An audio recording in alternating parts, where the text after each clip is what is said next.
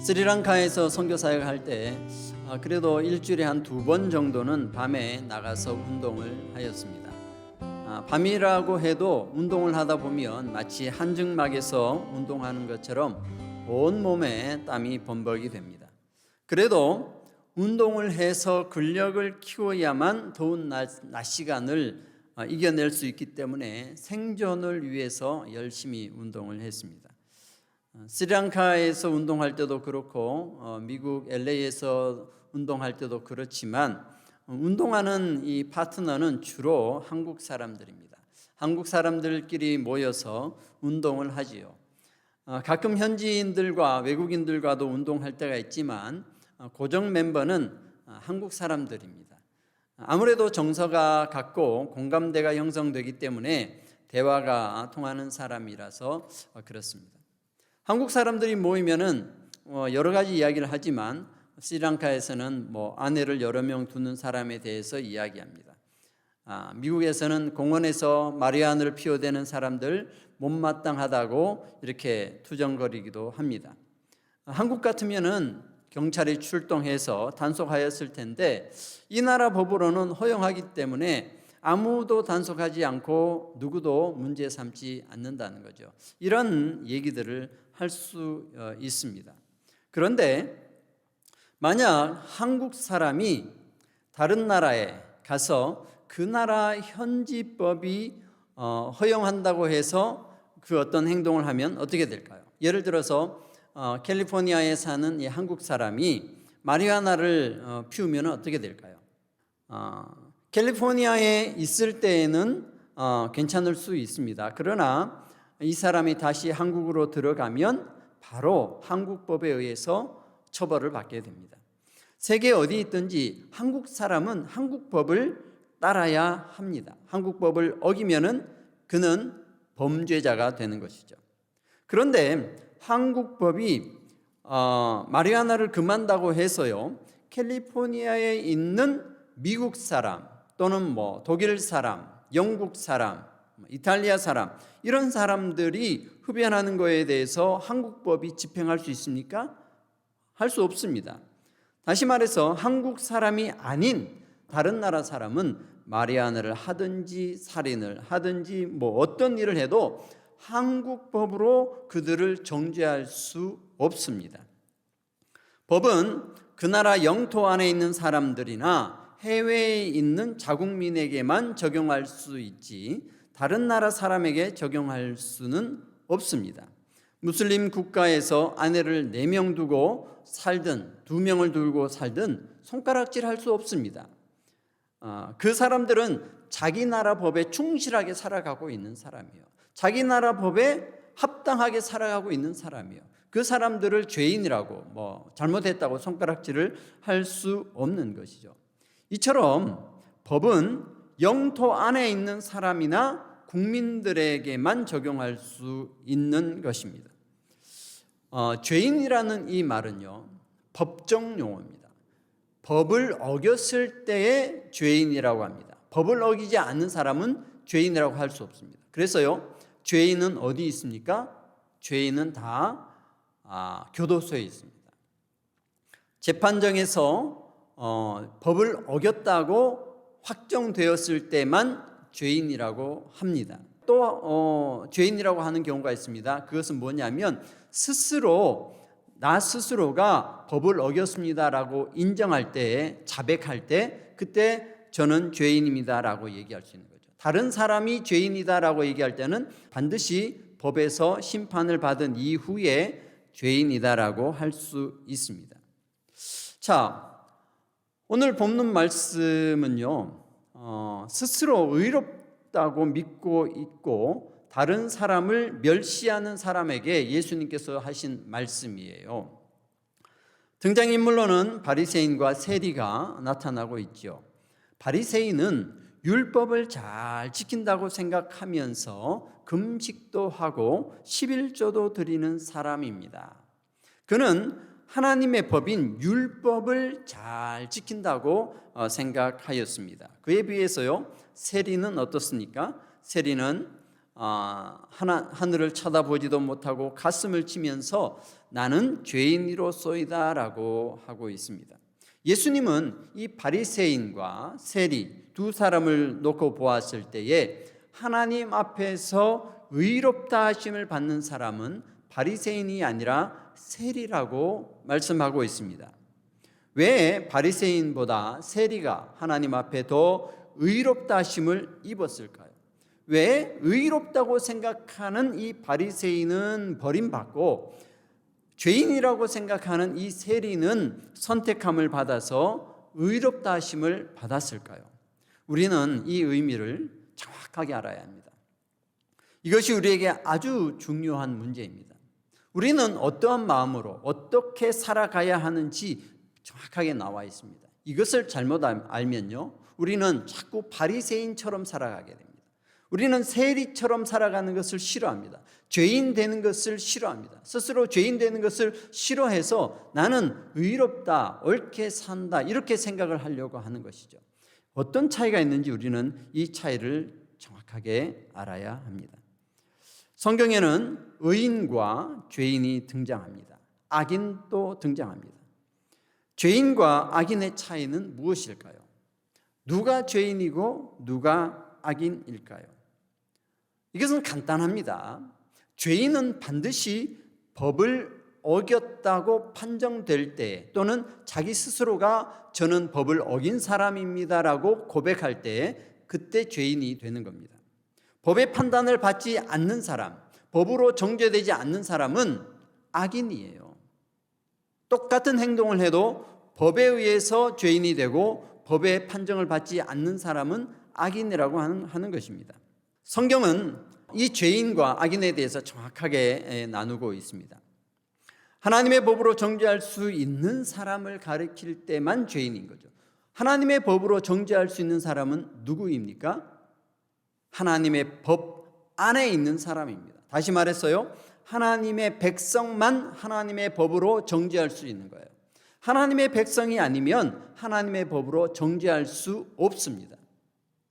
하나님을 왕으로 모신, 하나님과 내가 왕과 백성이 되겠다고 언약을 맺은 사람만 하나님의 법으로 정죄할 수 있는 거죠. 성경은 이렇게 죄인을요 정확하게 구분하고 있어요. 성경에서 죄인이라 부르는 사람은 크게 두 가지 있습니다. 첫 번째는 하나님의 백성이면서 하나님의 법을 어긴 사람이 죄인입니다. 민수기 32장 14절에 보면 너희는 너희의 조상의 대를 이어 일어난 죄인의 무리로서 이스라엘을 향하신 하나님의 노를 더욱 심하게 하는도다 하였습니다. 너희는 죄인의 무리라는 거죠. 어떤 죄인? 조상의 대를 이어 일어나는 죄인의 무리다 이렇게 말씀합니다. 이게 무슨 말씀이냐면은 가나안 동편에 정착을 하려고 하는 루벤 지파와 갓 지파를 책망하신 말씀인데요. 그들은 하나님께 불순종한 출애굽한 1세대처럼 하나님의 말씀에 불순종한 그들의 삶을 따라서 하나님의 뜻을 따르지 않았다는 거예요. 하나님의 백성인데 하나님의 뜻을 따르지 않는다? 하나님의 뜻은 바로 율법이거든요. 율법을 따르지 않는다. 그래서 그들은 죄인의 무리라고 말씀하고 있는 거예요. 이것을 어떻게 아느냐 하면은 민수기 32장 15절에 보면 이런 표현이 더 나옵니다. 너희가 만일 돌이켜 여호와를 떠나면 이렇게 돼 있어요. 자, 지금은 여호와 안에 있는 거죠. 그런데 돌이켜서 여호와를 떠난다는 거예요. 죄인으로 있을 때는 여호와 안에 있는 자들은 죄인이에요. 그러나 여호와를 떠난다는 건 뭐예요? 이제 하나님을 왕으로 여기지 않겠습니다. 하나님이 왕이 아니고 나 스스로가 왕입니다. 아니면 다른 이방신이 왕입니다. 라고 해서 여호와를 떠나면 이런 표현이죠. 하나님을 떠나면 하나님의 백성이 아니에요. 그는 구원받을 수 없습니다. 그래서요, 이 15절 말씀에도 여호와를 떠나면 그는 멸망의 대상이 된다는 것이죠. 욥기서를 보면 욥기도 마찬가지입니다. 욥은 자신이 죄인인지 아닌지를 누가 판단하느냐 하면 하나님이 판단하신다라고 합니다.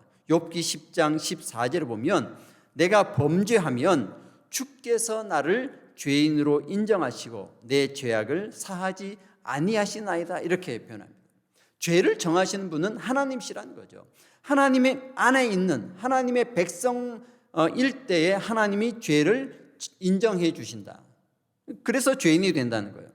주께서 나의 죄를 인정하시는 것은 주께서 내가 죄를 짓나 안 짓나 이렇게 살펴보시고 하나님의 법에 따라서 잘못하면 바로 죄를 지은 죄인으로 인정하신다, 이런 뜻입니다. 하나님 앞에서 죄인은 반드시 하나님의 백성이라야 죄인이 됩니다. 그래서요, 다윗은 이렇게 말씀합니다. 하나님의 백성, 즉 하나님의 법을 따라 살아가는 사람, 그 사람이 죄를 짓는 것은 하나님의 법을 몰라서 죄를 짓는다는 거예요. 그래서 이 죄인에겐 하나님의 법을 가르치면 이 사람이 하나님의 법을 알고 그 법대로 살아가려고 한다, 이런 말씀이에요. 그래서 시편 25편 8절 말씀에 여호와는 선하시고 정직하시니 그러므로 그의 도로 죄인들을 교훈하시리로다, 이렇게 합니다. 하나님의 도, 이게 뭐예요? 율법이죠. 하나님의 뜻이죠. 그의 도로 누구를 교훈합니까? 죄인을 교훈하는 거예요. 왜? 하나님의 백성이기 때문에. 하나님 안에서 하나님의 법을 몰라서 죄인 된 사람은 하나님의 도로 교훈하신다는 거예요. 그래서 시편 51편 13절에는 내가 범죄자에게 주의 도를 가르치리니 죄인들이 주께 돌아오리이다라고 말씀합니다. 이것은 분명한 거예요. 하나님의 백성이기 때문에 하나님의 도를 가르치면 그 죄인들이 주께로 돌아오는 거예요. 하나님의 백성 아닌 사람에게 하나님의 도를 가르칠 때 그들이 돌아옵니까? 아니요, 돌아오지 않습니다. 왜? 그들이 지키는 법이 따로 있기 때문에 그래요. 하나님의 법을 지키려고 하지 않고 자기의 법을 지키려고 하기 때문에 하나님의 법을 아무리 가르쳐도 하나님께로 돌아오지 않습니다. 그들은 그들의 법을 따라 살아가려고 하기 때문에 그렇습니다. 오직 하나님의 백성만, 하나님의 법을 따라 살아가려고 하는 사람만이 하나님의 법을 알게 되었을 때 그 법에 순종하려고 한다 하는 것입니다. 이렇듯 죄인은 하나님의 백성이 하나님의 법을 지키지 않을 때 죄인이라고 하고, 이 죄인은요 하나님의 법을 듣고 깨닫고 알게 되었을 때에 그 법 안으로 하나님께로 다시 돌아오게 된다는 거예요. 자, 그럼 여기에서 가장 중요한 것은 뭡니까? 하나님의 백성 중에서만 죄인이 된다는 거예요. 자, 두 번째는요, 하나님의 백성이 아닌데도 죄인이라고 표현하는 경우가 있습니다. 이방인을 죄인이라고 부를 때가 있습니다. 모든 이방인이 죄인이 아니에요. 모든 이방인을 죄인으로 취급하지 않습니다. 성경은 이방인인데도 죄인으로 취급하는 경우가 있습니다. 이 이방인이 하나님의 권위를 무시하거나 하나님의 백성을 위협할 때의 죄인이라고 합니다. 이것은 오늘날에도 마찬가지예요. 한 국가가 있습니다. 국가법이 있는데 외국인에 대해서 영토 안에 있는 외국인 말고 영토 바깥에 있는 외국인에 대해서도 이 국가 자국법에 의해서 죄인으로 정죄할 수 있는 때가 있습니다. 그때는 뭐냐면 이 국가를 넘어뜨리려고 하는 의도, 또 그런 행동을 하는 사람에 대해서는요 자국법으로 그를 정죄할 수 있습니다. 성경도 마찬가지예요. 하나님도 마찬가지입니다. 하나님에 대해서 하나님의 권위를 무시하거나 하나님의 백성을 위협하는 자, 그들은 자국법으로 하나님의 법으로 정죄할 수 있는 거죠. 그래서 창세기 13장 13절에 소돔 사람은 여호와 앞에 악하며 큰 죄인이었더라. 자, 악한 사람인데요 죄인이었다라고 합니다. 왜 그렇습니까? 이 소돔 사람은 하나님의 권위를 정면으로 무시하고 정면으로 도전하였기 때문에 그렇습니다. 하나님에 대해서 신성 모독을 저질렀습니다. 하나님의 권위를 무시하고 하나님의 뜻에 고의적으로 대항한 사람이었습니다. 그래서 이들은 큰 죄인이었다라고 기록하고 있습니다. 그리고 사무엘상 15장 18절에 보면 아말렉 사람을 죄인이라고 합니다. 왜냐하면 이 아말렉 사람은 어떤 사람이에요? 출애굽한 이스라엘 백성들을 대적하였기 때문에 이방인이지만 하나님의 백성들을 위협하고 그들을 죽이려고 했던 그 행동 때문에 하나님께서는 이 아말렉 사람들의 죄를 결코 잊지 않으셨습니다. 하나님의 법에 의해서 이 아말렉 사람은 죄인이라고 하는 것이죠. 하나님의 백성이 아닌데 하나님의 법을 어겼을 때 죄인이라 할 수 없는 거예요. 그는 악인이라고 합니다. 그들이 아무리 자기의 법에 충실하게 살아간다 할지라도 하나님 앞에 악한 사람이죠. 그래서 하나님은요, 악한 사람과 죄인을 구분합니다. 죄인은 하나님의 백성, 악한 사람은 하나님의 백성이 아닌데 악하게 살아가는 사람이죠. 이 교회는 세상을 향해서 죄인이라고 하는 말을 이제 그쳐야 됩니다. 믿지 않는 불신자들에게 죄인이라고 말하는 것은 옳지 않습니다. 그들은 죄인이 아니에요. 그들은 하나님의 법에 의해서 죄인으로 판정되지 않습니다. 할 수 없습니다. 그들은 불신자예요. 이방인들입니다. 자기 법대로 살아가는 사람이에요. 자기 법에 충실하게 살아가는 사람이에요. 그래서요, 이방 사람들 중에서 정말 의롭게 살아가는 사람이 많습니다. 왜? 자기 법에 의롭게 살아가는 것이죠. 자기 법에 의롭게 살아간다고 해서 그가 하나님의 백성 되느냐? 안 됩니다. 하나님을 왕으로 인정하고 하나님의 말씀에 절대 순종하겠다고 하는 사람만이 하나님의 백성이 되는 거지, 자기 법대로 살아가는 사람은 하나님의 백성이 아니에요. 그러면 세상에 있는 사람들, 불신자들, 이들을 성경은 뭐라고 말씀하고 있습니까? 예수님께서는요, 이들을 향하여 죽은 자들이라고 합니다. 세상 법에 의해서도 피의자가 죽으면 법 적용을 하지 않습니다. 죽은 자에게는 법 적용을 하지 않아요. 그래서 하나님의 백성이 아닌 세상에 있는 사람들을 예수님은 죽은 자다라고 표현하였습니다. 그래서 죽은 자들로 죽은 자를 장사하게 하라. 하나님의 법에 따라 살아가는 사람은 하나님의 백성이 되지만 하나님의 백성이 아닌 사람들은 죽은 자들이에요. 그들에게는 하나님의 법을 적용할 수 없습니다. 왜요? 죽었기 때문에. 죽은 사람에게 어떻게 법을 적용할 수 있습니까? 아무리 살인자라 할지라도 죽으면 공소권이 없어집니다. 수사를 하다가도 수사를 종결해버려요. 왜? 죽었기 때문에. 법은 살아있는 백성에게만 적용되는 것입니다. 죽은 자를 죄인이라고 정죄하지 못합니다. 세상의 불신자들을 볼 때 죄인이라고 보지 마십시오. 죄인이기 때문에 저 죄를 어떻게 고쳐야 되고 이렇게 접근을 한다면 그것은 잘못된 접근입니다. 우리는요, 세상 사람들을 볼 때, 불신자들을 볼 때 죽은 자로 보아야 하는 것이죠. 죽은 자는 어떻게 해야 됩니까? 죽은 자는 살려내야 돼요. 죽은 자에게 율법을 갖다 대고 하나님의 법대로 살아가라, 이렇게 해야 의롭게 된다, 이게 다 소용없는 거예요. 죽은 자는 살려내는 것이 우선입니다. 다시 말해서 하나님의 백성 아닌 사람은 하나님의 백성 만드는 것이 우선이에요. 하나님의 백성이 될 때에 그 다음에 하나님의 법에 의해서 죄인인지 의인인지를 따지는 거예요.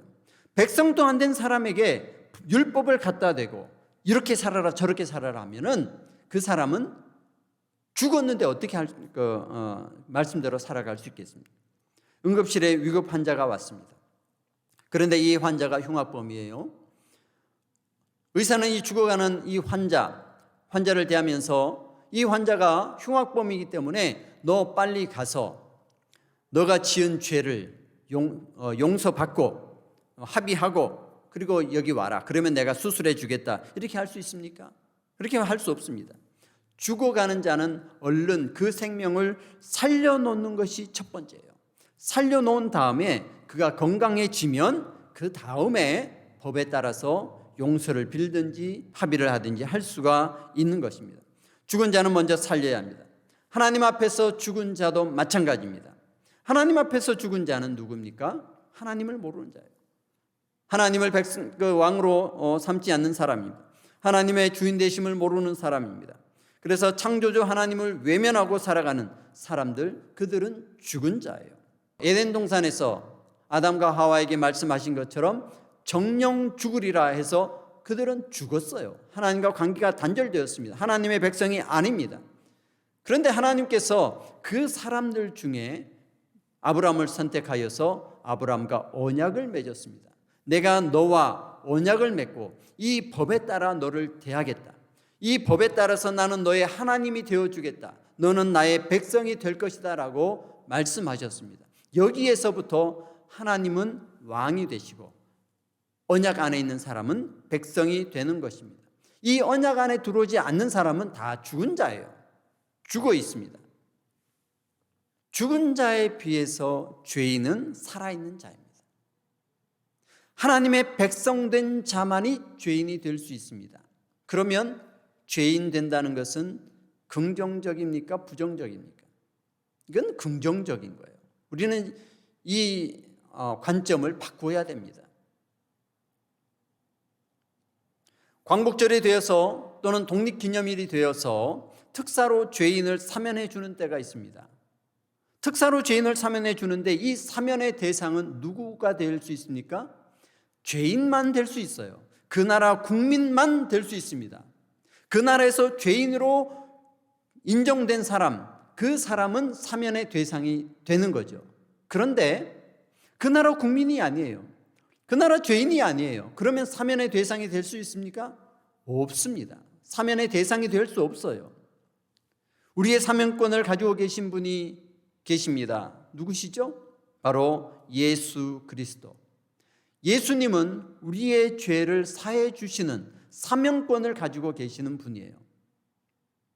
그런데 하나님의 백성 되지 않고 죄인 되지 않은 사람은 예수님의 이 사면권의 효력이 미치지 못합니다. 왜? 죽은 사람이니까. 죄인이 아니고 죽은 사람은 예수님의 사면권 안에 들어올 수가 없다는 것입니다. 예수님은 마태복음 9장 13절에서 너희는 가서 내가 긍휼을 원하고 제사를 원하지 아니하노라 하신 뜻이 무엇인지 배우라. 나는 의인을 부르러 온 것이 아니요 죄인을 부르러 왔노라. 예수님께서 이 땅에 오신 이유는 바로 죄인을 부르러 왔다 하시는 겁니다. 하나님의 백성 중에 살아있는 자 중에 하나님을 왕으로 모시는 사람 중에 하나님의 법을 지키지 못하는 자들, 스스로 내가 하나님의 법을 지키지 못하는 사람이다라고 인정하는 죄인들, 이들을 부르러 오셨다고 하였습니다. 하나님의 법 앞에서는요, 의인이 있을 수 없습니다.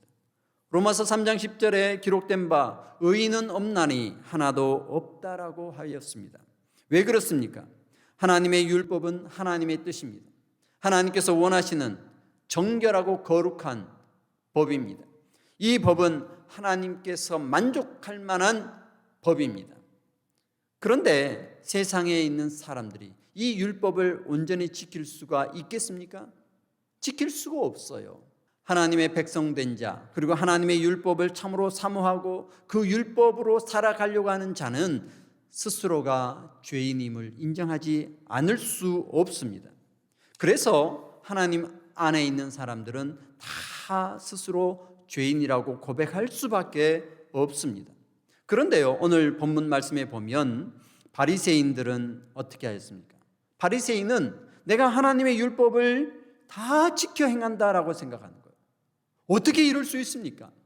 하나님의 율법을 스스로 다 지켜 행한다. 하나님이여 나는 다른 사람들 곧 토색, 불의, 간음을 하는 자들과 같지 아니하고 이 세리와도 같지 아니함을 감사나이다. 나는 일에 2번씩 금식하고 또 소득의 11조를 드립니다 하면서 이것을 통하여 하나님의 율법을 자기가 다 지키는 것으로 생각합니다.